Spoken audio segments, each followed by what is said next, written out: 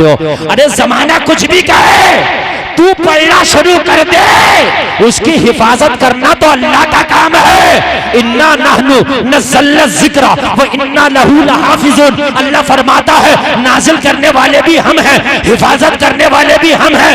हिफाजत करना तेरी जिम्मेदारी नहीं है, तिलावत करना तेरी जिम्मेदारी है। तू तिलावत करता चला जा, कुरान सड़ चढ़ के बोलता चला जाएगा।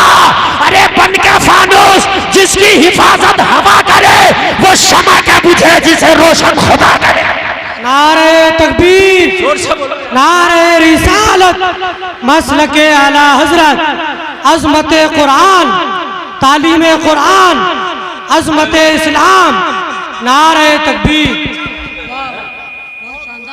इन कांदुओं के बस की बात है, ये कांदू कुरान को मिटा दे? इन ऐरे गैरे कांदुओं की बस की बात है कुरान मिट जाए? कुरान अबू जहल से न मिट सका,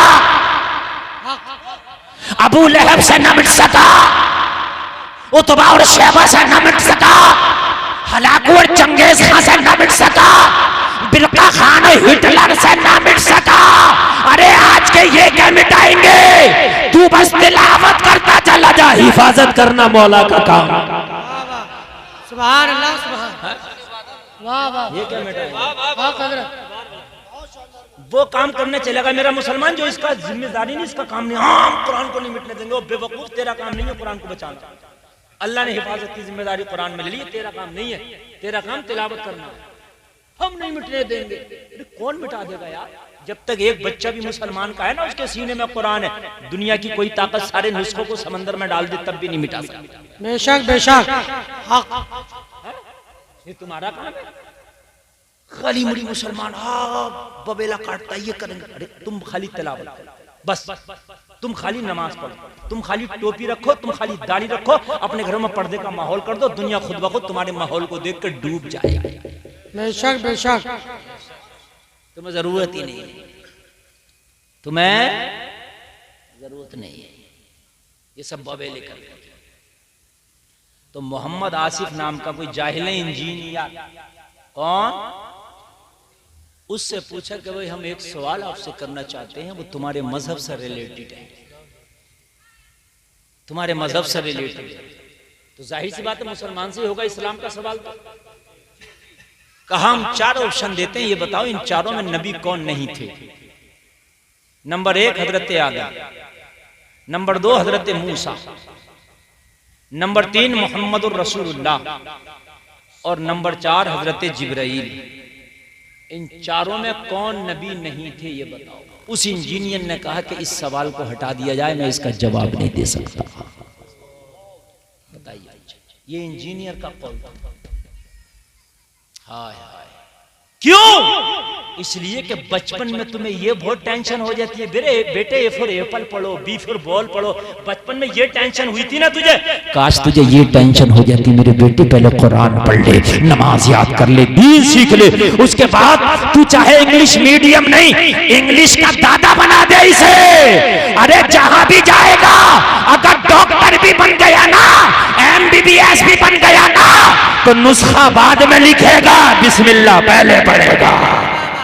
सुभान अल्लाह, सुभान अल्लाह, बहुत अच्छा मुफ्ती साहब, बहुत अच्छा, सुभान अल्लाह। नुस्खा बाद में लिखेगा, बिस्मिल्लाह पहले पढ़ेगा। अब बताइए, जो बिस्मिल्लाह पढ़ के नुस्खा लिखा उसमें शिफा होगी कि नहीं होगी? इंशाअल्लाह। तो तेरा नुकसान क्या हो गया, फायदा हुआ कि नहीं हुआ? अभी एक MBBS का स्टूडेंट तालिब इल्म था, DU से उसने MBBS किया, मेरे रामपुर का है, मेरी मुलाकात हुई, मैंने कहा क्या कर रहे हो? कहने लगे मैंने MBBS पूरा कर लिया। तवज्जो की बात है, जरा भेजे पर अगर असर कर जाए। मेरी तकरीर जरा कुछ हटके होती है दूसरे लोगों से। मैं नफ्स को टटोलता हूँ, हकीम वही है जो मर्ज की दवा देते है क्या नहीं? रिपोर्ट के इंतजार में मैं नहीं रहता, मैं नफ्स पकड़ के देखता हूँ कि जरूरत क्या है। तवज्जो कीजिए। मैंने कहा बेटा क्या पढ़ा तुमने? बोले मैं MBBS मुकम्मल कर लिया।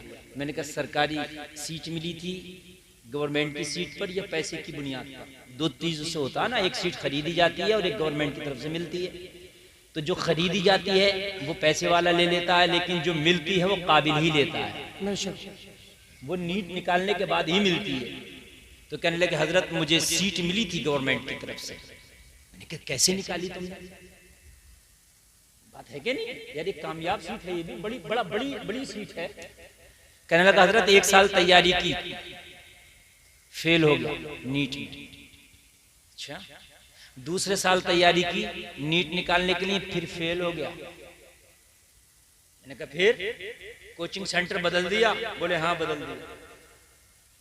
मैंने कहा कहाँ गए? पहले कोटा में कर रहे थे, अब कहाँ कर रहे? कहने लगे ना कोटा में गया ना गोटा में गया। मैंने कहा कहाँ गए? बोले हमने 2 साल की कोचिंग करके नीट ना निकाल सके, फेल होकर मदरसे में दाखिला ले लिया। वाह वाह। बड़े लोग जिन पे 4 पैसे आ गए वो ये समझते हैं गरीबों के बच्चे पढ़ेंगे मदरसे में, बस हमारे क्यों पढ़ेंगे, हम तो हाई फाई सोसाइटी में पढ़ाएंगे। मगर मरना तुम्हें भी है वीआईपी साहब, मौत तुम्हें भी आएगी। फॉर्च्यूनर में तो चल रहे हो, मगर मौत जिस दिन आएगी पहनोगे कफनी जी, उस दिन ये इंग्लिश मीडियम काम नहीं आएगा, ये मदरसे की टूटी चटाइयों पे पढ़ने वाला ही काम आएगा। बाहर अल्लाह, वाह वाह वाह, बहुत अच्छा। और मैं इंग्लिश मीडियम का मुखालिफ नहीं हूँ, सुन लीजिए। मैं खुद जो मदरसा बना रहा हूँ उसमें इंग्लिश मीडियम से मान्यता ले रहा हूँ मैं खुद, ये भी सुन लीजिए। मैं मुखालिफ नहीं हूँ, मगर मैं उनका मुखालिफ हूँ कि जो इंजीनियर डॉक्टर बन गए उन्हें नमाज और कुरान याद नहीं। डॉक्टर भी बनो, इंजीनियर भी बनो, बल्कि मैं तो ये कहता हूँ कि इंजीनियर भी तुम्हारा हो, डॉक्टर भी तुम्हारा हो, आईएएस आईपीएस भी तुम्हारा हो, वकील भी तुम्हारा हो, अच्छी बात है, ताकि जिस डिपार्टमेंट में जाओ तुम्हारा अपना मिल जाए। बेशक इस्लाम तरक्की को मना नहीं करता, इस्लाम तरक्की याफ्ता मजहब का नाम, तरक्की करो। कहने लगा मदरसे में। मैंने कहा क्यों? बोले हमने सोचा कि 2 साल इन इदारों में पढ़ सके, जो याद करते थे याद हुआ, वो वहां जाके इम्तिहान में फेल हो गए, क्या फायदा। बोले हाफजा शुरू कर दिया, कुरान नाज़रा पढ़ लिया था बचपन में, हाफजा शुरू कर दिया, 1 साल में 10 पारे हाफजा कर दिया। कितने? जोर से बोलो, 10। और 10 पारे हाफजा करके मदरसे से निकल आए। पूरा कुरान हाफजा करना फर्ज नहीं है, 1 पारा हो जाए तो 1 को याद रखो, 2 हो जाए, जितना याद हो जाए कुरान उतना याद रखो बस। बात समझ में आई? एक मसला और बता दूं, यहीं पर बता दूं, कहीं कुरान खानी हो रही होती है, तीजा हो रहा होता, तो लोग पढ़ रहे होते हैं कुरान शरीफ, तो इधर तीजा सिमटने लगा चने वगैरह का, भैया फाता होगा, तो किसी के 2 वर्के रह जाते हैं, किसी के पाव पारा, ठीक, तो वो ये सोचता है ये फर्ज है, इसे पूरा करो चाहे उल्टा सीधा करो। अब वो धड़ धड़ और तेज कर देता है उसकी रफ्तार। मसला बता रहा हूं मैं, वो और तेज कर देता है कि जल्दी से पूरा कर लूं मैं पारा, ताकि पंजाब से पहले वो गलत है। अगर आधा पारा हुआ था और अब फातिहा की तैयारी है, फातिहा शुरू हो गई, बंद करके रख दो, आधे का सवाब मिल जाएगा। बेशक जरूरी नहीं है कि उसमें तू जो है गेर एकदम 5वां बदल दे, और बहुत तेजी से धड़ धड़ धड़ धड़ धड़।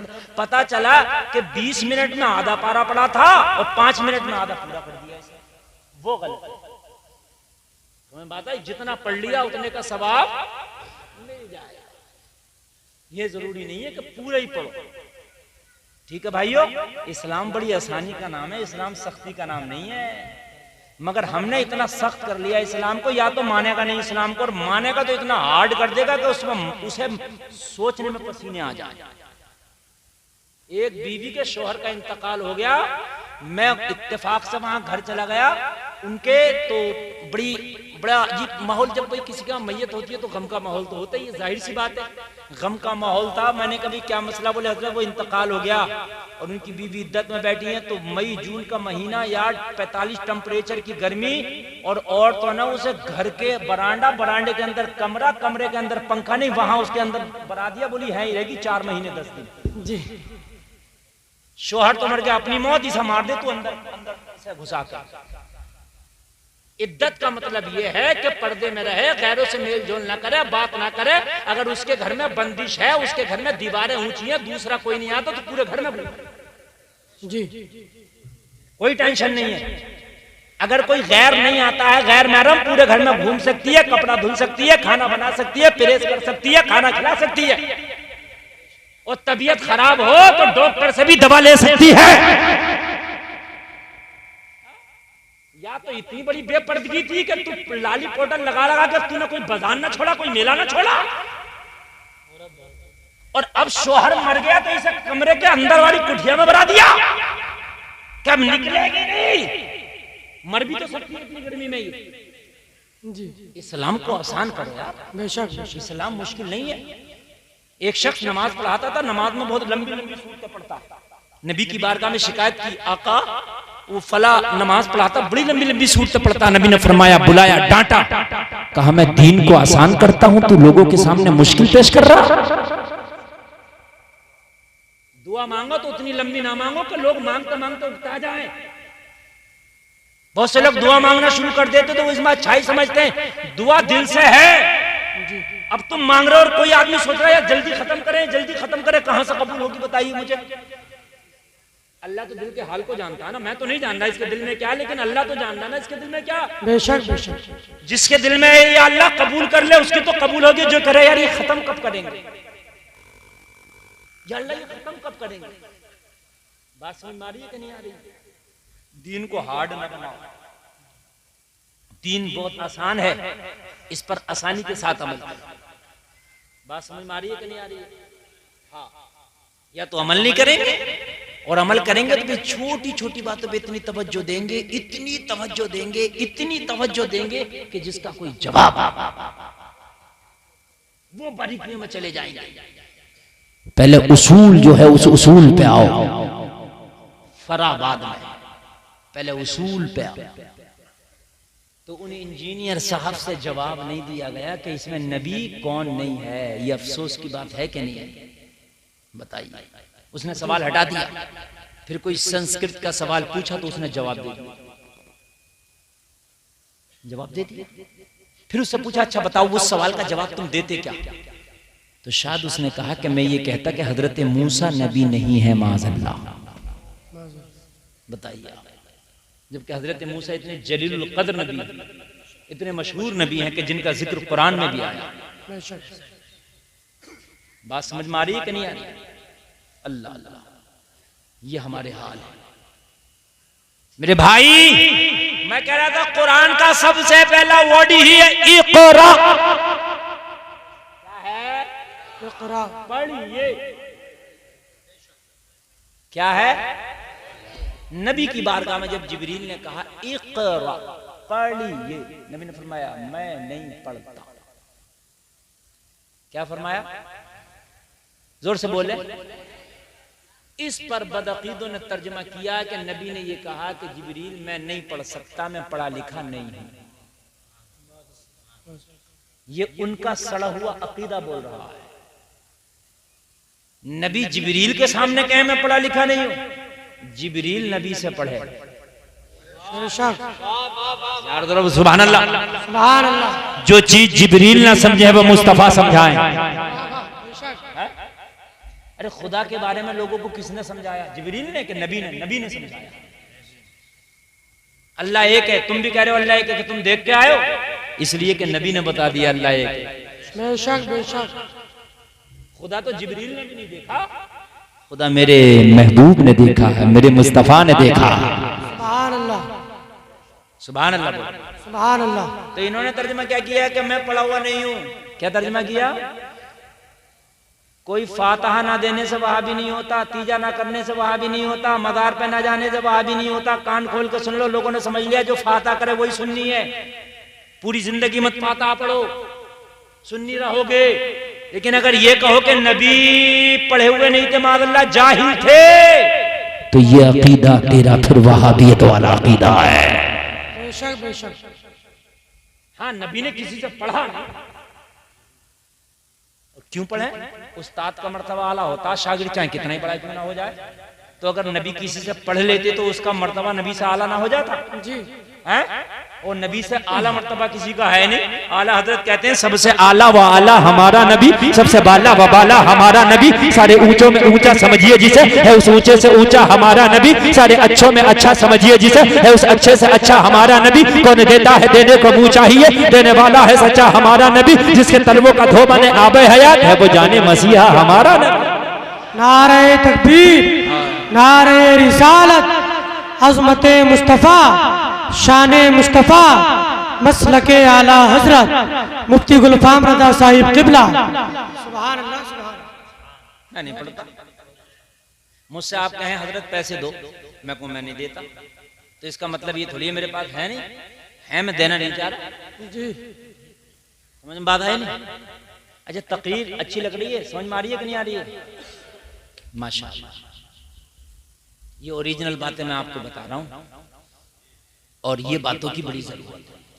और फिर मैं नबी की सीरत पे आऊंगा, मैंने बयानी नबी की सीरत करना है, ठीक है, और उसके बाद तकरीर खत्म कर दूंगा। और मेरी तकरीर कितनी जल्दी 1 घंटा गुजर जाता है मुझे खुद पता नहीं चलता। सही बात है। तो नबी ने फरमाया मैं नहीं पढ़ता, मैं नहीं पढ़ता।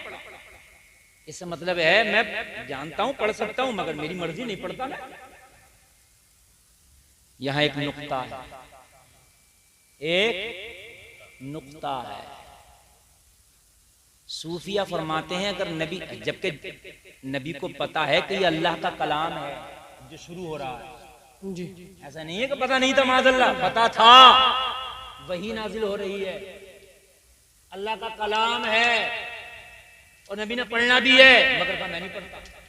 इकरा का सिर्फ तर्जुमा होता पढ़िए, अम्र सिर्फ क्या है, सिर्फ तर्जुमा क्या है, पढ़िए। नबी अगर पढ़ना शुरू कर देते, तवज्जो तवज्जो तवज्जो, सिर्फ इकरा पे, सिर्फ इकरा का तर्जुमा पढ़िए, क्या पढ़िए ये नहीं है, सिर्फ पढ़िए। इंग्लिश पढ़िए, हिंदी पढ़िए, संस्कृत पढ़िए, फारसी पढ़िए, अरबी पढ़िए, क्या पढ़िए कुछ नहीं तर्जुमा निकाल सकते, सिर्फ पढ़िए।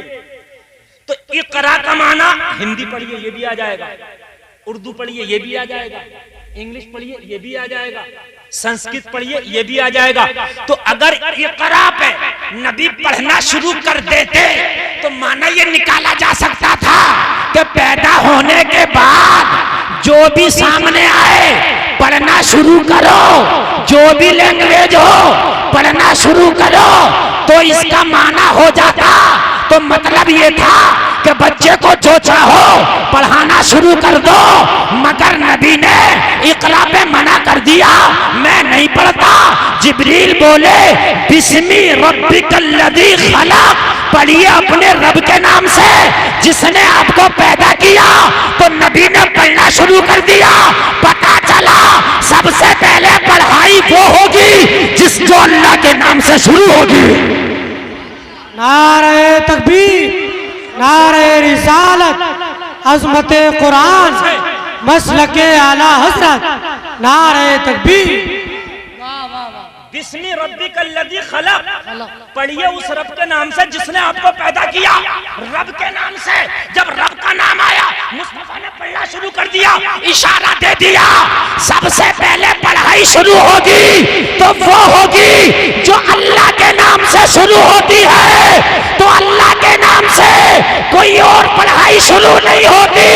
मैंने कुरान खोला तो सबसे पहले लिखा है बिस्मिल्लाहिर्रहमानिर्रहीम, जिसका तर्जमा है अल्लाह के नाम से शुरू। इसका तर्जमा है अल्लाह के नाम से, अल्लाह के नाम से, यही तर्जमा है। और आला हजरत ने करेक्ट तर्जमा किया। बहुत से लोगों ने किया शुरू अल्लाह के नाम से, ये करेक्ट नहीं है। कुरान में कह दिया पढ़िए उस रब के नाम से जिसने पैदा किया, तो पहले रब का नाम आना चाहिए। जब पढ़ाई हो तो पढ़ाई बाद में हो, रब का नाम पहले हो। तो बिस्मिल्लाह में जो आला हजरत ने तर्जमा किया है, पढ़ाई बाद में रब का नाम पहले। सुभान अल्लाह सुभान अल्लाह। कुरान खोलोगे तो अल्हम्द भी बाद में आएगा, पहले बिस्मिल्लाह। अब मैं इस बहस में नहीं जाता। बहुत से ने कहा कि सूरत का जुज है, बहुत से ने कहा एक आयत है, मैं उस बहस में नहीं जाता, लेकिन इतना जरूर मानूंगा ये कुरान की एक आयत है। बिस्मिल्लाह पढ़िए। अब इसका तर्जमा क्या, अल्लाह के नाम से शुरू। और नबी ने खाली इकरा पे पढ़ाई नहीं, इसलिए कि कोई कुछ भी पढ़ाई पढ़ना ना शुरू कर दे कहीं। जब जिब्रील ने कहा उस रब के नाम से पढ़िए जिसने आपको पैदा किया, तो फिर अल्लाह के नाम से पढ़ा, तो फिर पढ़ना शुरू कर दिया। तो पता चला कि पहली पढ़ाई वो हो जिसमें अल्लाह के नाम से शुरू हो। मेरे मेरे भाइयों, मेरी माओ, मेरी बहनों, सुन लो, अपने बच्चों को पढ़ाओ तो सबसे पहले अपने बच्चों को दीन सिखा दो।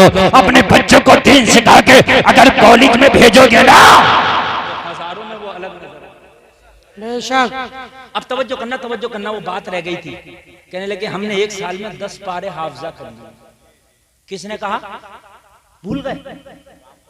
हाँ, एक डॉक्टर ने जो एमबीबीएस कर लिया था, 10 पारे। कहने लगे 10 पारे हाफजा करने के बाद में फिर नीट में बैठ गया।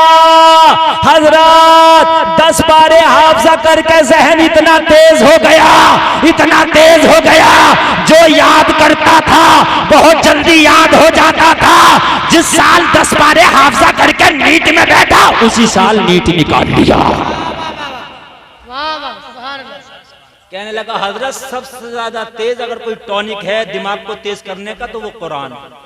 सुभान अल्लाह। सबसे ज्यादा अगर तेज कोई टॉनिक है कुरान है। अगर कुरान का हाफजा कर लो जहन तेज हो जाता है। मैं तो कहता हूँ डॉक्टर भी बनाओ, पहले हाफिज कुरान बनाओ। हाय हाय हाय यार, बोलो ना सुभान अल्लाह। कितना अच्छा होगा कि तेरा बेटा डॉक्टर बना हो, हाफिज कुरान हो। तेरा बेटा इंजीनियर बना हो, पहले हाफिज कुरान हो। तेरा बेटा प्रोफेसर बना हो, पहले हाफिज कुरान हो।